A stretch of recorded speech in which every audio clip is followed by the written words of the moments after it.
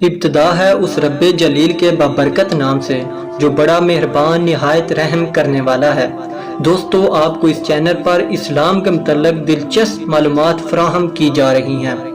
Video شروع کرنے سے پہلے آپ سے گزارش ہے کہ اگر آپ نے چینل سبسکرائب نہیں کیا تو پہلے چینل سبسکرائب کریں اور بیل آئیکن کا بٹن لازمی پریس کریں تاکہ ہر نئی آنے والی ویڈیو کا نوٹیفیکیشن آپ کو ٹائم پر مل سکے۔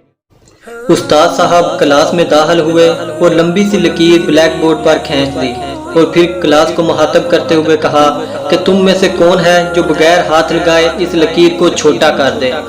ساری کلاس خاموش رہی کیونکہ ایسا کرنا ناممکن تھا۔ سب نے کہا ایسا ممکن ہی نہیں کہ ہاتھ لگائے بغیر اس کو چھوٹا کرے، ہاتھ تو لگانا پڑے گا تاکہ اس کو مٹا کر چھوٹا کر سکے۔ استاد صاحب نے گہری نظر سے کلاس کی طرف دیکھا اور چاک اٹھا کر دوبارہ بلیک بورڈ پر ایک لمبی سی لکیر لگا دی جو پہلی والی لکیر سے کافی بڑی تھی، جس کے بعد سب نے دیکھا کہ پہلی والی لکیر اب چھوٹی نظر آ رہی ہے اور استاد صاحب بغیر ہاتھ لگائے اس کو چھوٹا کر دیا۔